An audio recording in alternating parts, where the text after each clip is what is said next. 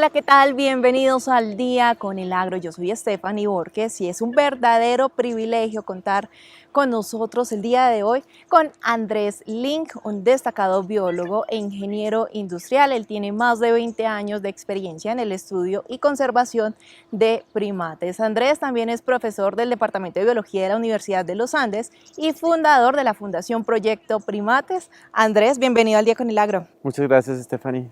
Es un gusto estar hoy con ustedes acá. Bueno, Andrés, como venía diciendo, eres ingeniero industrial, pero también biólogo. ¿En qué momento de tu vida dices, bueno, me voy a dedicar a la biología, pero en especial a enamorarme de los primates? Sí, bueno, es una historia larguísima, pero para hacerla un poco resumida, yo empecé estudiando ingeniería industrial acá en la Universidad de los Andes y a mitad de carrera tuve la oportunidad de ir a un sitio muy especial que tenía la universidad, una estación de campo entre la Serranía de la Macarena y digamos que la cordillera, en la mitad de una selva amazónica divina. Y en ese momento como que se me abrieron las luces para de pronto estudiar algo que yo había pensado en algún momento, pero nunca tuve como la decisión de hacer lo que era biología. Y ahí empecé a hacer el cambio como paulatino, vi una materia con un profesor que fue muy influyente, Felipe Gull, y me empecé a enamorar de todo el estudio de la vida en la Tierra y encontré pues la pasión que he seguido por, ya no me acuerdo, varias décadas ya. Bueno, Andrés, me imagino que has vivido muchísimas experiencias, pero ¿cuál ha sido esa más memorable, por así decirlo? Sí, es difícil pensar como en un día particular, pero porque es que hay tantos momentos especiales. Eh, Hay uno que fue muy bonito y era el descubrir que unos de los monos que estudiamos, los monos araña, generalmente están, digamos, en los árboles, se alimentan de los árboles, interactúan entre ellos, pero descubrir que bajaban al suelo a comer tierra en un proceso que es como un ritual, un proceso que dura horas, un proceso que si cualquier cosa, puede ser el viento o un depredador o algo, lo interrumpe, pues ya no ocurre. Entonces fue como mágico empezar a ver que los micos iban a como a ciertos lugares y algo pasaba. Y es más como la experiencia personal, como de no entender qué pasaba y de pronto descubrir como esos misterios de la vida natural de ellos, hasta que un día, cuando ya tenían suficiente habituamiento y confianza, bajaron a la tierra a comer tierra, que comen también para complementar su dieta. Entonces, parece algo como muy sencillo, pero el pensar que esos monos tenían la confianza en mí y en los investigadores que estábamos para bajar hasta el piso, no tener el miedo pues, de otra especie que podría ser un depredador o alguien que las amenace y que bajaran a ser como parte de su vida, pues era como un momento muy especial. Pero como te digo, hay cientos de momentos especiales, hay algo muy bonito para los que hacemos biología y los que nos gusta, digamos, vivir en la selva, y es que todos los días hay algo que descubres. Puede que sean como unas frutas nuevas que comen los micos o algún comportamiento en particular, pero todos los días hay una sorpresa grande, pequeña, mediana, entonces es por decirlo así, como una vida muy motivante. Todos los días sales sin saber qué es lo que va a ocurrir, que es muy Siempre hay algo bonito. nuevo. Siempre hay algo nuevo. Bueno, Andrés, recientemente, justamente el 1 de septiembre fue el Día Internacional de los Primates. Tuvimos el privilegio de hablar un poco contigo, pero de pronto para aquellos que no pudieron ver esa nota, hablemos un poco de las especies que existen en Colombia. ¿Cuántas especies hay alrededor? Sí, en Colombia hay, dependiendo de cómo las cuentes, alrededor de 37 especies. Ponle que entre 35 y 40 especies según las clasifiques y están prácticamente, no están todos los primates que viven en Sudamérica, pero están los principales grupos distribuidos, gran parte en la Amazonía, pero también tenemos primates que viven en el Caribe colombiano, en el Chocó, en los Andes, o sea, prácticamente todo el país, en casi todo el país hay primates viviendo en los ecosistemas de Colombia. Y de esos 37 que nos mencionas, ¿existe alguna especie en especial que te haya cautivado, ya sea por su comportamiento o adaptabilidad? Sí, o sea, la verdad que yo creo que todos vamos escogiendo como, pero todas son fascinantes, mejor dicho, cuando estudias cualquier especie, si estudias por ejemplo los monos nocturnos, esa vida en pareja, porque son la pareja con las crías nada más y cómo defienden los territorios. Si, bueno, cada especie tiene su parte fascinante, pero a mí me encantaron los monos araña. La primera vez que fui como a hacer investigación en la selva, en la Amazonía de Colombia, iba a trabajar con aves y a ver, digamos, cómo compartían el alimento las aves y los primates. Y en la estación que estábamos pasaban los monos araña y tienen como unos movimientos muy acrobáticos, sí, son como unos acróbatas en el dosel del bosque y me fascinaban. Y tienen un llamado de larga distancia que es fuertísimo, como un grito. Lo hacen muchas veces en la mañana para reunirse o para coordinar con quién se ven y con quién no. Y había algo como fascinante en ellos. Y eso fue, no sé, el año 99 o el año 2000. O sea, llevo ya 25 años estudiándolos y me siguen encantando. Aunque lo que te digo, todas las especies tienen muchas cosas fascinantes de su comportamiento social, de su ecología, su inteligencia. Justamente eso, había leído que los primates son uno de los animales o una de las especies más inteligentes en el mundo. Sí, es difícil hablar de inteligencia porque a veces la medimos como desde nuestra perspectiva muy humana, pero sí es cierto que dentro de los mamíferos, los primates son unos de los que han tenido un proceso de, digamos, de crecimiento del cerebro más marcado. Y eso, además de otras cosas de qué tan complejo es, se ha asociado con inteligencia. Y sí es cierto, hay muchas especies, digamos, que son muy inteligentes en resolver como problemas ecológicos, buscar comida eficientemente, pero eso también es cierto que la mayoría de las especies de animales lo hacen. Pero en los primates hay algo que a mí me parece muy fascinante, es que los primates viven en grupos que son relativamente estables. Entonces puede ser un grupo de 30 individuos, pero casi toda la vida son los mismos e interactúan entre ellos y entonces parece ser que ha habido un tema de desarrollo de inteligencia social también muy importante que bueno, en nosotros los humanos ya es súper evidente, pero en los primates también. Ellos parecen entender y conocer sus relaciones con otros individuos del grupo y las relaciones de otros individuos entre sí. Entonces, por ejemplo, si yo no soy tan amigo de A, de pronto tengo que entender un poco mejor, no sé, si quiero pedirle apoyo o no para pelear con B. Si A y B son más amigos, de pronto yo sea el que no esté en la mejor situación. Todo ese conocimiento que nosotros lo hacemos todo el día, ¿no? Como de entender las relaciones nuestras, pero también de los demás. Creo que ahí hay un tema en los primates que es muy valioso y que se ha empezado a estudiar en las últimas décadas. Hablemos ahora un poco de la situación que están viviendo los primates, porque creo que se está viviendo un momento un poco crítico, ¿no es así? Sí, tanto a nivel global como en Colombia, digamos que la situación de los primates y de la vida silvestre es preocupante.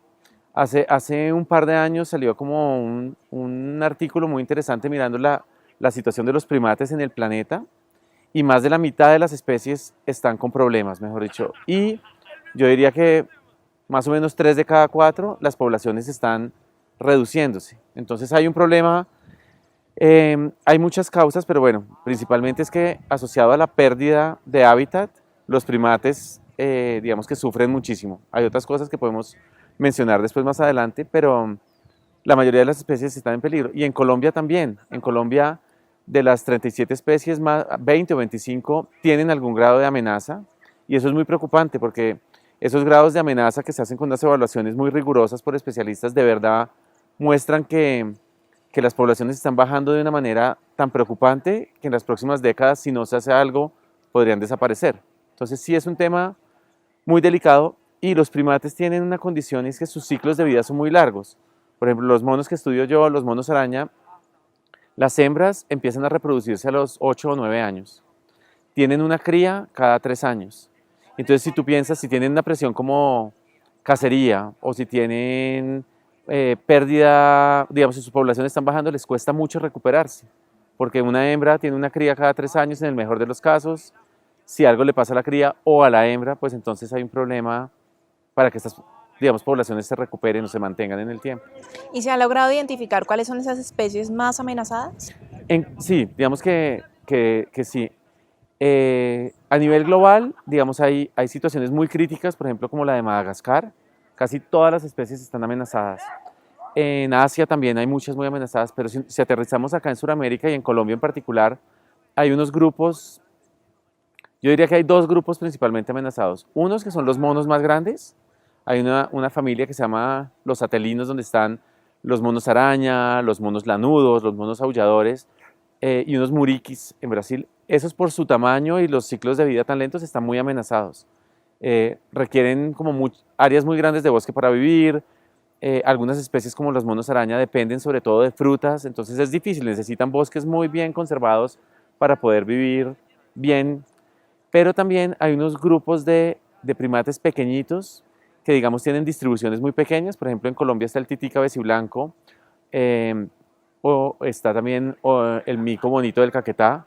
Esos micos son pequeñitos, pero su distribución es muy pequeña. Y si en esa distribución, como en el Caribe colombiano, por ejemplo en el piedemonte amazónico, hay, digamos, factores grandes de deforestación, pues ahí hay una amenaza directa para ellos. Entonces sí tenemos como algunas especies que están particularmente afectadas con la actividad que nosotros humanos hacemos en el planeta. Andrés, antes de irnos a comerciales, dejémosle un poco más en claro a los televidentes esos desafíos diarios que viven ellos. Sí, bueno, yo creo que como cualquier especie, los desafíos están asociados principalmente yo diría que a tres cosas. A encontrar alimento, ¿cierto? Alimento que te permita sobrevivir y de pronto tener suficiente fuerza para reproducirte, y tener una descendencia viable, saludable. Entonces ahí hay un reto gigante. Los monos se levantan todos los días, o los monos nocturnos todas las noches, a lograr conseguir alimento. El segundo tiene que ver con la depredación. Entonces ahí generalmente tienen depredadores naturales, pero ahora tienen otro problema, es que hay depredadores no tan naturales, ¿no? Los perros ferales o los perros de las fincas o los gatos, y nosotros los humanos también, que tanto para tráfico como a veces para consumo depredamos a los primates. O sea, ahí hay otro reto gigante, los monos tienen que salir a sobrevivir y no ser depredados. Y el tercero, que de pronto no es tan grave, pero ellos también, como son animales sociales, pues necesitan ir cultivando esas relaciones y construyendo su socialidad, porque de eso depende también su éxito reproductivo, que puedan encontrar pareja. Entonces ahí hay tres retos. Esos monos se levantan de cualquier especie que pensemos todos los días teniendo que resolver esos problemas. No ser depredado, poder conseguir el alimento que necesitan y poder encontrar su pareja o su grupo social. Bueno, Andrés, vamos a hacer una pequeña pausa a comerciales, pero ya continuamos hablando un poco acerca de los primates en Colombia. Ya volvemos. Y estamos de regreso aquí en Al Día con el Agro con Andrés Link, fundador de la Fundación Proyecto Primates, quien nos viene comentando acerca de los desafíos que enfrentan estas especies, pero además acerca de su experiencia personal y profesional. Andrés, te consulto. La minería y la agricultura, ¿cómo está de pronto aportando, o tal vez no aportando tan bien, a esa situación que viven los primates en Colombia? Sí, digamos que existe un conflicto entre las zonas que requieren los primates para vivir, ¿cierto? Los bosques, y las zonas que necesitamos nosotros los humanos también para transformar y obtener los materiales que necesitamos para nuestra industria o los alimentos. Entonces hay un conflicto grande. Yo pensaría que el conflicto más directo está dado por la deforestación, independiente de la actividad que la promueva, ¿cierto? Porque es un conflicto en el que se utiliza una zona que era un hábitat natural de estas especies por ejemplo, para agricultura o para ganadería o para minería. Entonces ahí es donde está el problema. Necesitamos usar unas zonas que eran las antiguas hogares de estas especies para bienestar nuestro. Y existe un conflicto, ¿no? No lo voy a poner como un aspecto ético, pero sí hay un conflicto en que las especies necesitan esos espacios y nosotros necesitamos eso. Entonces el tema está asociado a la deforestación. En las zonas, por ejemplo, donde la agricultura es muy intensiva, pues la situación es muy grave porque no quedan zonas para las especies silvestres. Entonces ahí hay un problema muy, muy grave. En las zonas donde la agricultura o la ganadería es más intermitente, donde se dejan algunos corredores, bosques, pues entonces hay un balance un poco más sostenible. Y en cuanto a la minería, pues es difícil entender como el problema directo. Generalmente muchas de las actividades mineras también requieren de deforestación y por eso hay un problema. Que sí, yo creería que ese es como el punto crítico, es el conflicto por las zonas que utilizan estas especies y otras como su hogar, y las actividades que hacemos nosotros los humanos. Actualmente estás trabajando en proyectos que precisamente permitan crear corredores para que no exista ese tipo de situaciones. Sí, tenemos un proyecto muy bonito en el Magdalena Medio con unas fincas ganaderas que desde hace muchos años han decidido alinear su actividad ganadera con la conservación de la biodiversidad. Y entonces lo que hacen es que, bueno, primero se han comprometido a guardar los bosques que todavía están en pie, esos bosques digamos que están para conservación, pero dentro de esos bosques hay muchas especies que no pueden moverse de fragmento a fragmento, están aisladas por los potreros. Entonces, en esas fincas lo que estamos haciendo de la mano de los ganaderos es hacer corredores con especies nativas que nos permiten conectar los bosques. Ahí crecen las especies y poco a poco la fauna. Primero la terrestre, después los micos, los perezosos, todas las especies arbóreas empiezan a pasar. Entonces es un proyecto que creemos que es muy bonito y quisiéramos replicar en el resto del país porque permite hacer conservación en las zonas que también son ganaderas o agrícolas. Y creemos que debe haber unas zonas para conservación, pero en las zonas agrícolas y ganaderas también hay una oportunidad para alinear esos procesos con temas de sostenibilidad, con temas de conservación. Esa es la apuesta que tenemos. Además de la deforestación, también hay otro factor clave y es el cambio climático. ¿Qué cambios en el comportamiento se han visto? Sí, esto es difícil, mejor dicho, es difícil a veces encontrar como efectos directos del cambio climático sobre las poblaciones, ¿cierto? Porque como que el cambio climático es algo un poco más global, pero cuando miras los efectos locales, entonces por ejemplo cuando hay mucha sequía, cuando las temperaturas son muy altas, como lo que está pasando, sí ves como eventos que te hacen pensar que el cambio climático también va a ser un factor muy influyente sobre estas poblaciones. Entonces, por ejemplo, en los últimos meses, principalmente en México y en algunos otros sitios, hubo unas olas de calor muy fuertes y parece que estuvieron asociadas a la muerte de muchos primates, muchos monos aulladores, otras especies.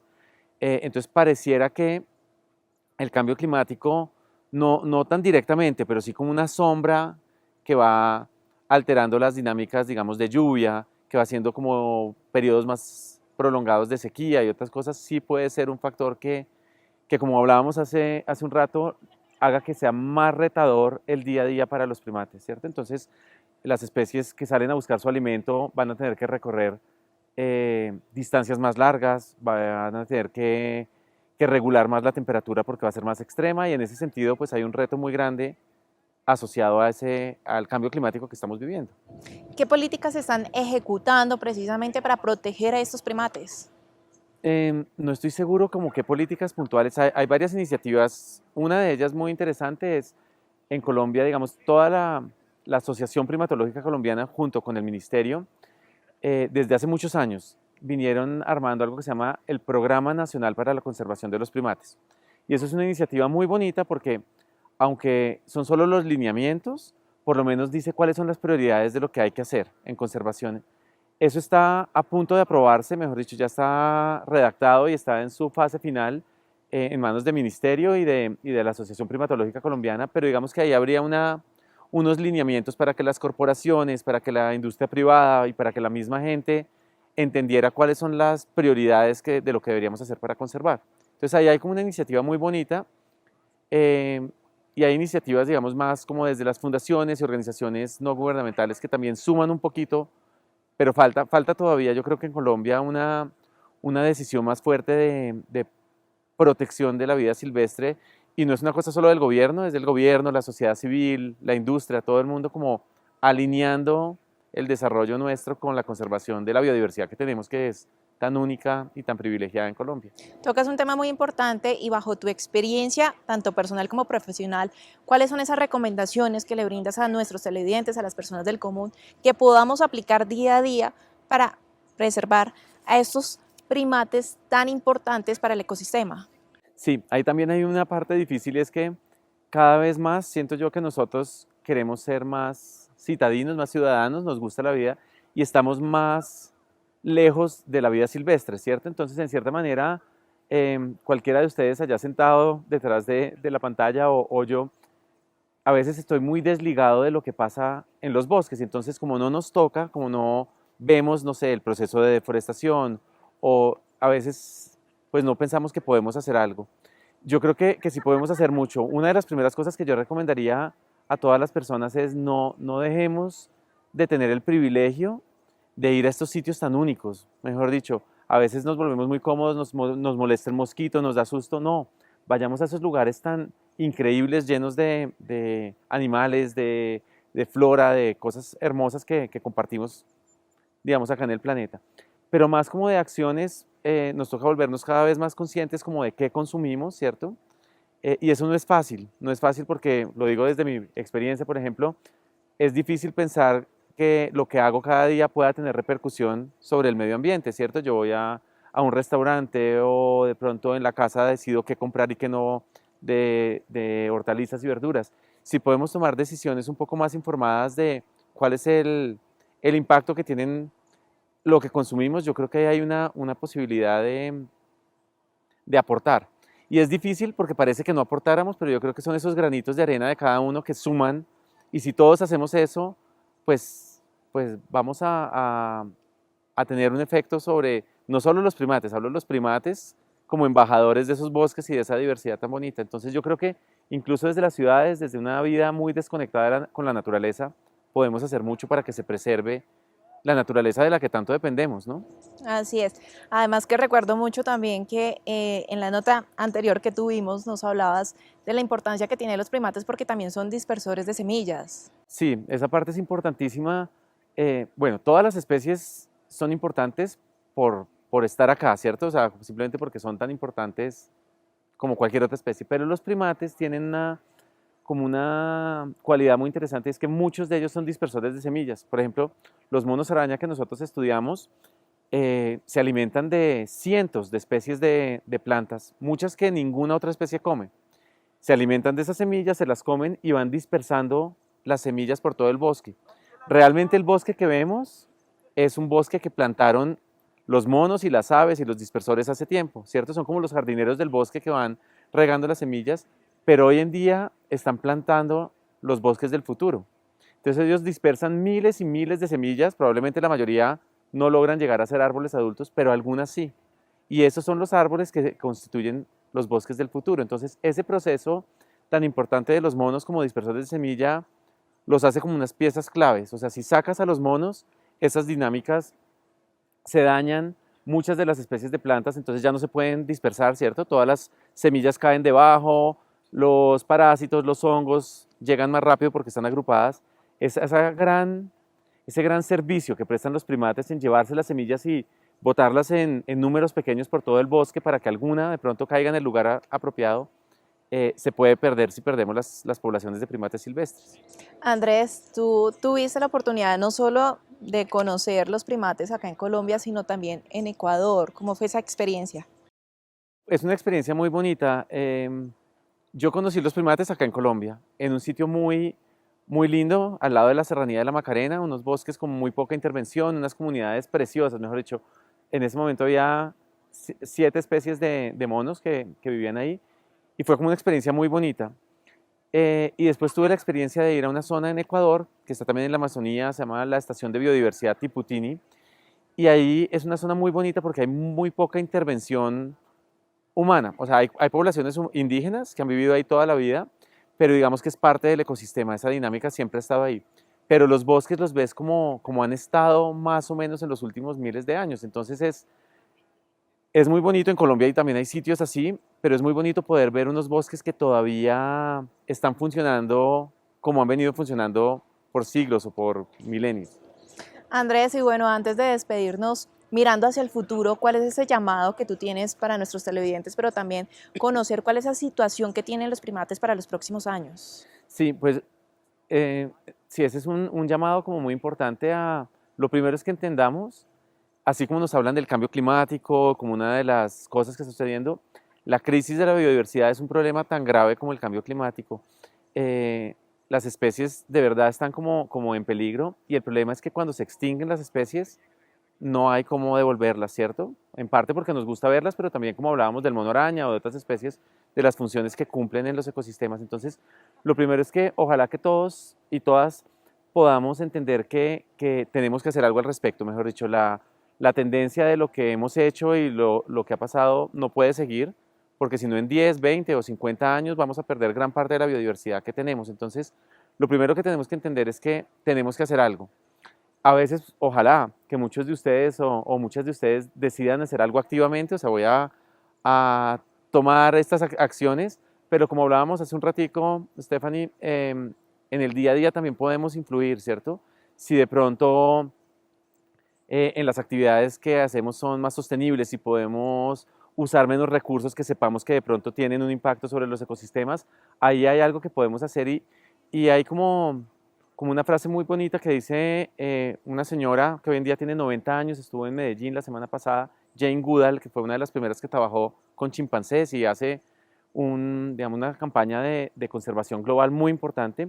Ella dice algo muy bonito y es que cada persona tiene un efecto, ¿cierto? Todo lo que hagamos tiene un efecto sobre el planeta y que nosotros podemos decidir qué efecto queremos tener.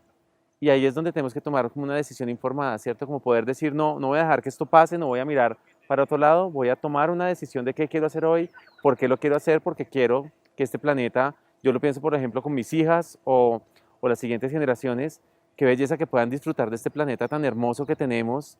Y si hay que hacer algo, pues debemos hacerlo y cada uno debe poner su granito de arena para que esto suceda.